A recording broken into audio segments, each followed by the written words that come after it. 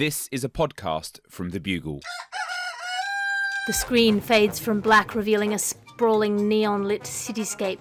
Tokyo 2077. Towering skyscrapers loom over narrow alleyways where rain slicks down glowing holographic billboards advertising everything from body augmentation to off-world colonies.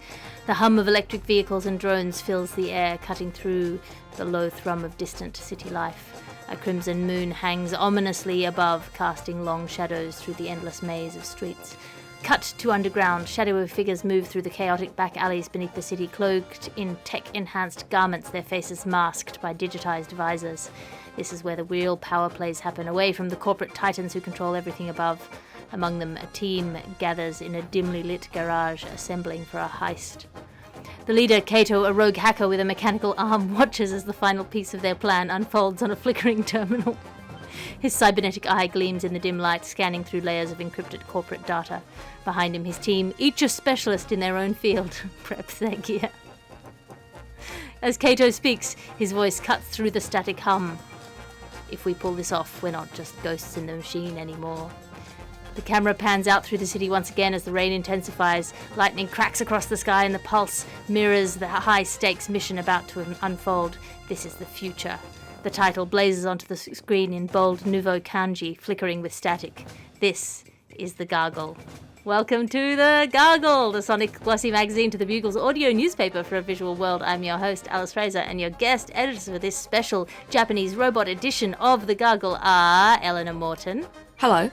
And Robertson, very appropriately. How are you doing? Yeah, good. Alive, but, you know, if you put a turtle on its back, that's how we'll prove that I feel empathy. I don't know if it was necessary that the intro summarized every book I own. Felt like a personal attack, did it? For a while, in as much as, you know, this bag of meat can be considered a person, yes. Oh. Well, before we plug the dangling wires that come out of the back of our heads into the mainframe that is this week's top stories, let's have a look at the front cover of the magazine. The front cover this week is Bao Li and Qingbao, the two giant pandas from China who are now posing in their new home at Washington Zoo as panda diplomacy between America and China resumes. The fate of nations rests on their furry shoulders. No wonder they don't I mean, come on. I mean, good luck with that. They, Edinburgh Zoo had pandas. They've just taken them back to China. They did for our Chinese relations. They literally, you're right, they did not have sex. So it's a terrible diplomatic present. Yeah, you just never get an exhibitionist panda. No. Never You one never that's do. gone, I'm so glad those school children are here. Let's get to business. Yeah, exactly. And I went every day to try and look. I was with you. I was clapping loudly. I know. Do it for China, I said. I think we put them off. The satirical cartoon this week is Bao Li and Qingbao, the two giant pandas from China, in Washington Zoo, saying, if I'm on top, does that mean this becomes a political cartoon? Very good. Which one of us represents America? And that brings us to our top story. Top story this week is the Optimus robots in Tesla's Cybercab event were humans in disguise. It's tanked Tesla's stocks. They've dropped about 10% overnight. There was an event which was advertising just the robots, the humanoid robots, the robo-cabs, the robo-buses, the robo-taxis that they're all putting on the field. And apparently people were not convinced, in part because the robots were too human-like. Robertson, you occasionally get accused of being too human-like. Can you unpack this story for us? I certainly can. Look, what's happened is that wheeling out a trick that the Soviets did in the 1950s World Fair, Elon Musk has gone, here's a whole bunch of designs that have been stolen from early 2000s movies. Noticeably, the director of iRobot is very upset at the moment, which is wonderful to find out he's still with us, and did something after The Crow, which I didn't know. And yeah, it was just, you know, we've got some robot bartenders making incredibly stilted small talk. And, oh, look, here's a car that's incredibly awful in every way. And it's all been, you know, just piloted by humans, which means that at this time, these are puppets and Elon Musk has become a sort of modern day Jim Henson. And isn't that wonderful? Because that means he'll be dead in about a month. So literally yesterday I was at a robot cafe where the premise of the cafe is that the robot waiters and waitresses are operated remotely by disabled people who are working from home.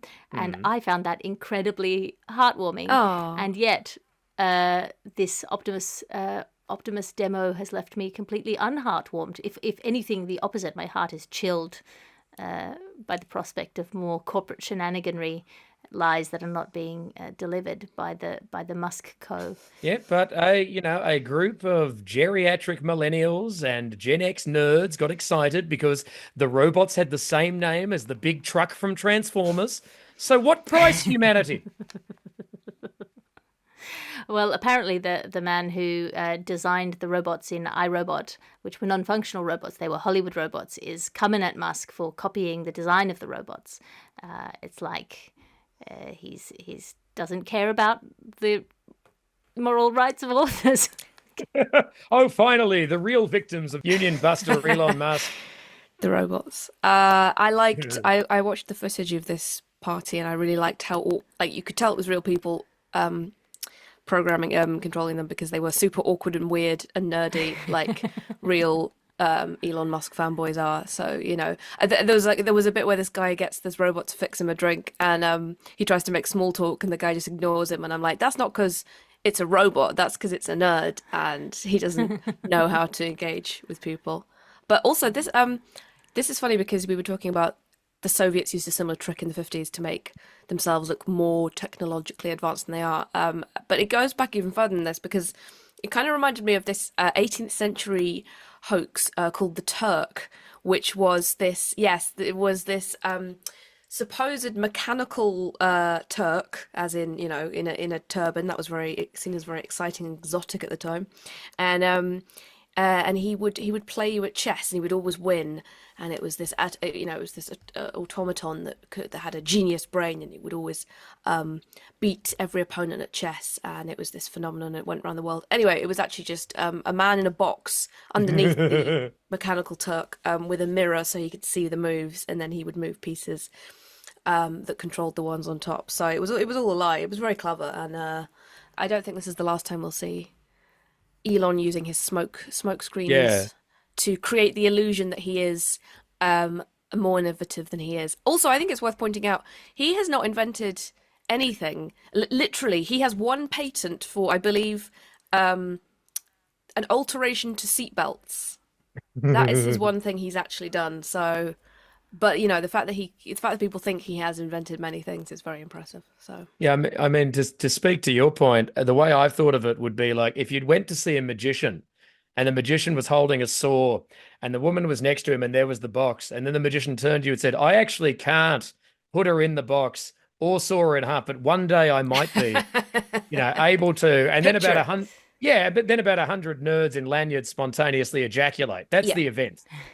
Pay me $100 to maybe one day saw this woman in half. In fact, I'll tell you, she's already been sawn in half. Yeah. You just didn't see it. You missed it. You missed it. And my father never owned an emerald mine. Stop it. Yes. Yeah. Watch as I put a woman in a box and she screams convincingly. Your ad section now, because you can't be what you can't buy.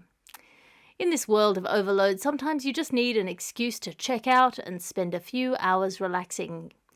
Bringing you the pay-per-minute Zen Imaginary Government Bureaucracy Hotline. Need something for the government? Whether it's a permit, a license, or just a simple answer, call our unmanned hotline with state-of-the-art automated system that sends you in endless circles. You'll be transferred to a new department every hour, guaranteed.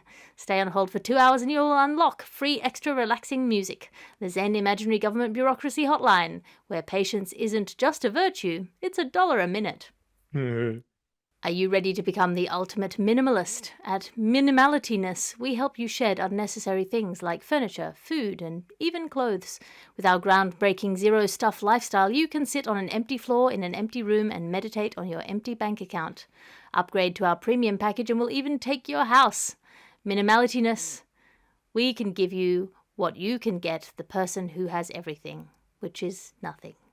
And self-reflection is a wonderful thing, but too much self-reflection can send you down a dangerous spiral. Why not contain the amount of reflection you have in the surface of half a glass of water? Half a glass of water.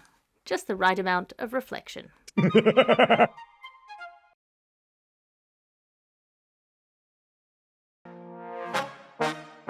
That brings us to robot vacuums calling you the N-word. Eleanor Morton. Oh, yay. People have told you suck before. Can you unpack this story for us? So it turns out that those cute little Roomba vacuum cleaners that you can pay hundreds of pounds to spend all day whizzing around your floor cleaning it. I don't know how well they work because I can't afford one. Anyway, you can hack those apparently because nobody has really thought too hard about the safety features of these things. And there's been reports of people's room cleaning robots. I don't want to say Roombas in case that's not the brand involved. Don't want to besmirch them, but anyway, they've been hacked by people and they've been yelling obscenities, slurs, rude words. I think the guy who'd hacked it really wanted attention because I think eventually he shouted something like, "You've been hacked!" Like he was like, "I have to get this guy to understand what I've done because it's really cool and stupid." Well, up until that point, he just believed that his robot was slowly gaining sentience. Gaining sentience and becoming a dick. Yeah, I mean, I would if I was made to eat dirt all day. So it's kind of brought up a lot of. First of all, I don't know how I'd feel if my vacuum cleaner started swearing at me, but I would, I think I'd get it. Like, I'd be like, that's fair. You've been through a lot. But it's also brought up a lot of questions about the fact that a lot of this sort of home technology hasn't really been vetted for safety and security very well. And so we've all kind of I say all, you can see behind me, I still have not installed a smart meter. All the technology we let into our houses and what it can do and how it can be hacked and used to shout slurs, I think is the worst thing that's happened so far, or talk to children. That's quite dangerous. Yeah, no one should talk to children. No one should talk to children. Good They're God. awful. Like, terrible conversation. Oh, On the bright side, though, at least this news story broke after the Elon Musk robotics event, because otherwise that would have been disrupted by a man in a vacuum suit licking the floor. I think if Musk hears about this, he'll be like, "This is a brilliant invention. I've always wanted a vacuum cleaner that says racial slurs."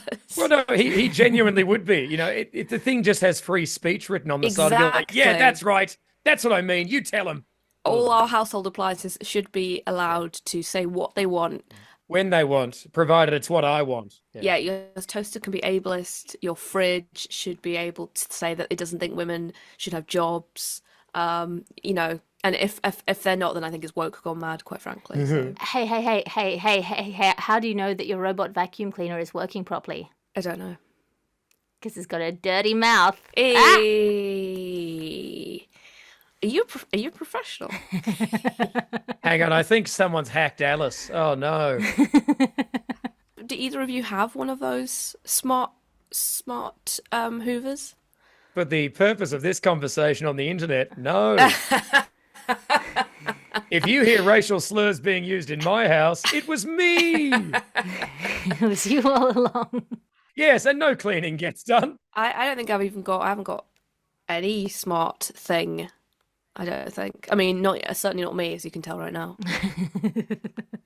I don't have Alexa. I don't have what's the other one called? Stephen. What? Yep, that's it. Stephen. Yep. Stephen. Stephen, put a timer on for 10 minutes, Stephen. And that brings us to our reviews section. As you know, each week we ask our guest editors to bring us something to review out of 5 stars. Eleanor Morton, what have you brought for us this week? I brought a pencil. And I'll tell you for why. It's 10 out of 10 from me because it's 5 stars. Because Wait. To be or not to be? It is. I've always wanted to do that since I was 7 and I read that joke for the first time. Yay! Actually, HB, so it's not to be. And I like pencils because they don't lie to me about technology. They can't be taken over or made to. You can make it use slurs, but only through your own choice. Okay.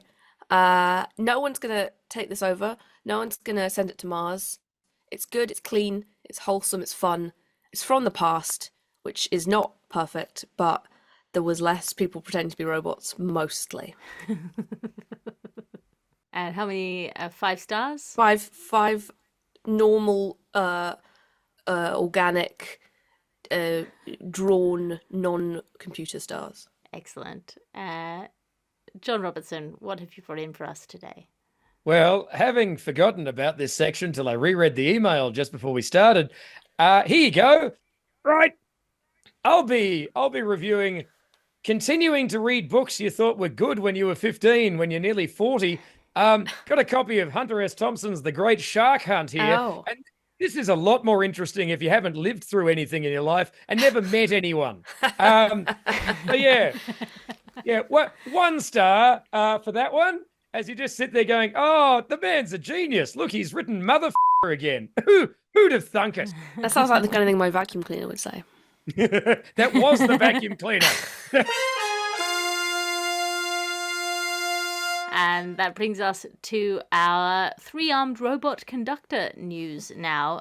Three-armed robot conductor not being a euphemism for somebody with a large penis, even though it sounds like it ought to be. John Robertson, you've been moved by the beautiful music of the stars before. Can you unpack this story for us?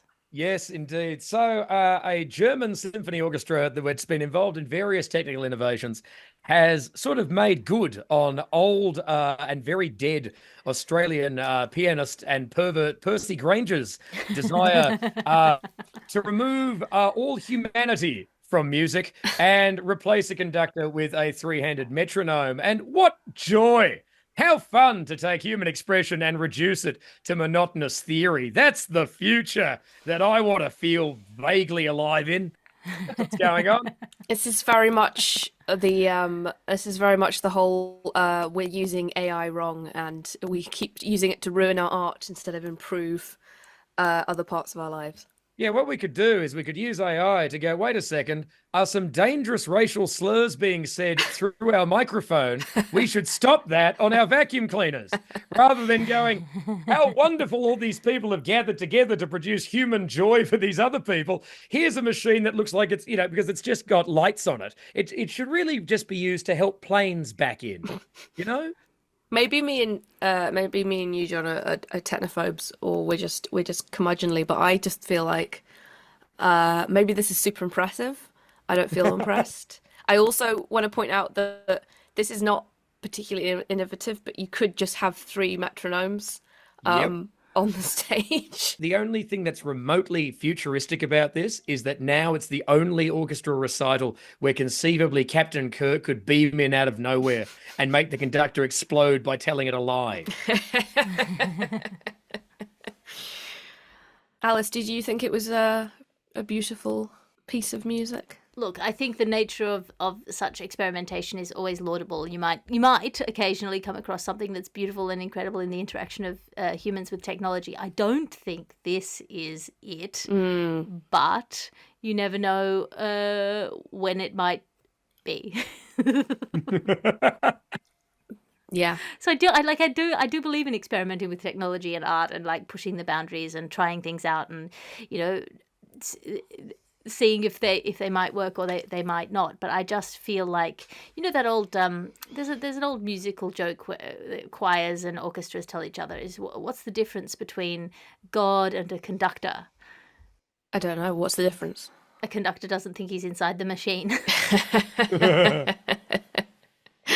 I was in a lot of choirs when I was younger, and there's something you can't replace about the face the conductor makes when he needs your part of the choir to come in and or be louder or just be better at singing. I just think a robot will never be able to express that frustration with 12-year-olds. Yes. I mean, when I was in the choir at school, our choir master was a sort of aging, delightful drunkard who would just sort of point in the vague direction and sort of kind of coquettishly scream, "One of you is off!"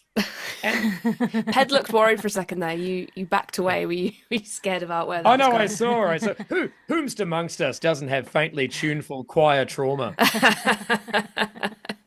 Well, my last choir that I was in, I was it was a horseshoe layout for the rehearsals, and I was directly opposite just a wildly attractive person who I at the time was mirror. a teenager and tried to impress literally by doing making coins disappear.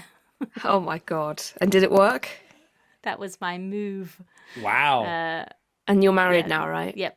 Yeah. That's how that works. You just where's the ring? It's behind your ear.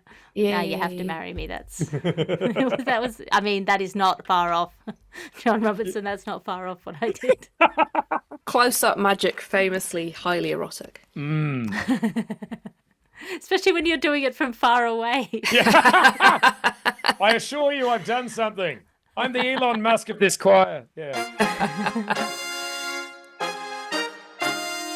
And that brings us to our final story of this week's episode of The Gargle. And this is the news that Casio, famous music machine making brand, has invented a furry robot designed to cuddle and calm you down. I think we all need, after this run of depressing robot stories, a potentially even more depressing robot story in disguise as a cuddly and fun, uplifting robot story.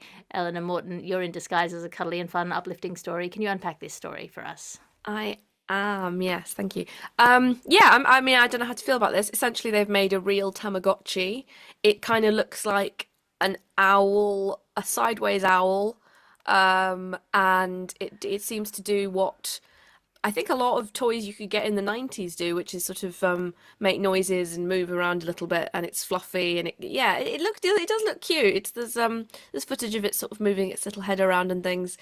And on the one hand, I do think that's quite a calming, nice idea there that you can charge it in its little house thing, and then I think it's meant to learn how you respond to it and sort of respond to that. I'm not really sure how that works, how much more it can do than just sort of snuggle and move. But I mean, not to put a damper on the story, and I feel like this is my problem with most of this so-called innovation, is that once again we already do have pets, and I would say they are more rewarding than this. And obviously the downside is, maybe this is good for people who, they can't have a pet for whatever reason.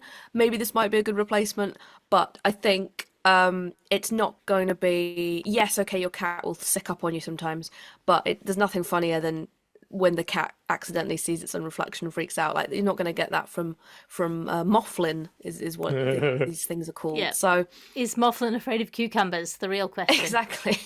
But I think if I was 7 and you gave me one of these, I would be absolutely over the moon. It's $398 American. Its battery life is full 5 hours, and then it only needs a 3.5-hour nap to rejuvenate itself. Oh, wow. It just feels so like it's going to run out on you when you're at your most depressed.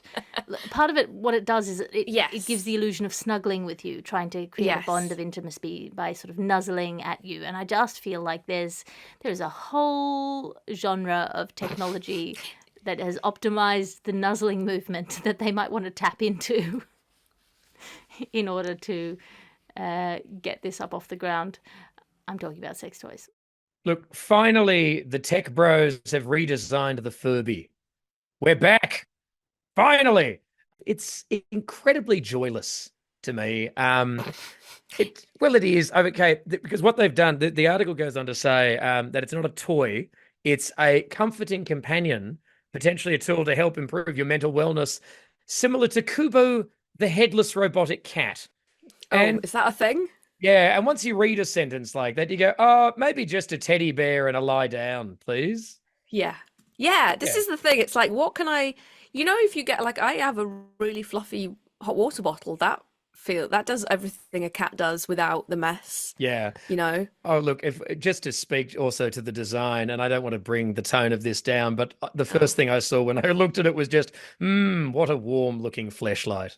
Oh, I absolutely did not think that. And I'm impressed that you managed to unwholesome this. Thank you. I'm so glad I was able to sustain the thought for so long. Yeah. Yeah. Also, it was worth it just to watch Ped, the producer, just sort of cover his face with a kind of really naked disgust. Oh, I'm looking at this headless cat now. So it's not a headless cat so much as a ball of fur with a sort of nubby tail. Oh. That you cuddle. And yeah, this is funny. It is just like a ball of fur with a nubby tail, but it comes in two very luxurious sounding colours, husky grey and French brown, which really oversells what this is if you look it up. I used to serve in the RAF with French brown. Husky grey, French brown. Husky grey, French brown. Let's go. Wonderful rear gunners. I don't have any pets. Growing up, I used to have a lot of gerbils. I recommend them if you want no nonsense, easy to look after, easy to care for, cute animals. They cost about £3. They look after themselves. They don't smell because they're desert animals. So they're very dry waste. Honestly, they're my favourites. Get some of those, and yeah, it costs less than a tenner for two. So, or it did when you were a youth. Life comes cheap. Well, that's true, but also full disclosure, my sister has owned them now since we were children, so they are still about £3, yeah. Oh, is it the same genealogical lineage? No, they die off after about 3 years. She's been replacing. But yeah, that's the thing that, and they're small enough that you don't get too attached either, so the losses are not so big. Trying to get myself. You emotional I'm size a monster. No, they're very cute. But yeah, again, if I was 6 and I had a random $350, maybe this would be my dream toy. To be fair, if you were 6 and had a spare $398 going, you could probably pay one of Elon Musk's fanboys to pretend to be a gerbil and nuzzle you. Well, exactly. I like that you've used the word pretend. You think Tesla's run by gerbils? Yes, indeed I do. Look, they'll say, oh, this car's running on electricity, but something's getting exploited somewhere. Tiny gerbils in the wheels running round, yeah. No, I think they're a noble animal. I wouldn't do that. And that brings us to the end of this week's episode of The Gargle. I'm flipping through the ads at the back. Eleanor Morton, have you got anything to plug? That's a good question. I've got a book out called Life Lessons from Historical Women. It features no robots. It's all about cool women from the past, so you can buy that wherever you get books, hopefully. And I'm online. I'm on all the places, Eleanor Morton, if you want to see my silly videos. Wonderful. I look forward to reading your book. It's very exciting to write a book, I say, having just got the cover art for my book, which is not as bad as I thought it was the first time they sent it to me. Big praise. So good. John Robertson, have you got anything to plug? I certainly do.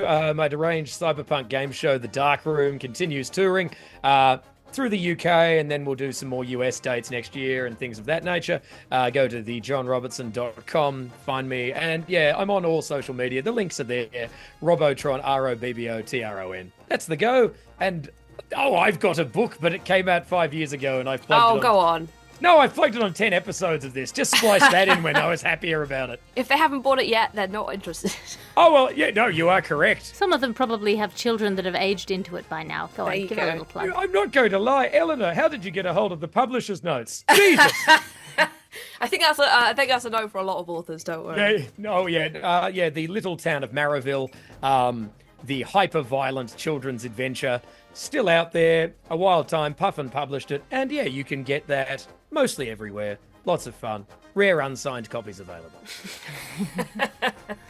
And my book, now with cover, is available at unbound.com. It's called A Passion for Passion. It comes out on the 6th of February, and there will be some sort of event if you're in London on the 6th of February. Pencil in a thing, and I'll tell you where it will be and what it will be closer to the time. Free wine? There may or may not be free wine. Okay, well, get back I'll to bring me some when you know. wine, Eleanor. Okay, all right, yeah. Okay, I'm in. All right, there we go.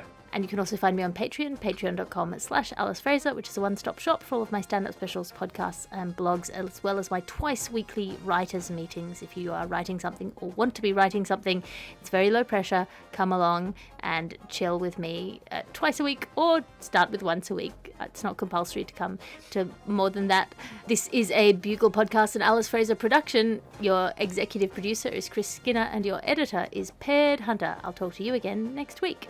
You can listen to other programmes from The Bugle, including The Bugle, Catharsis, Tiny Revolutions, Top Stories, and The Gargle, wherever you find your podcasts.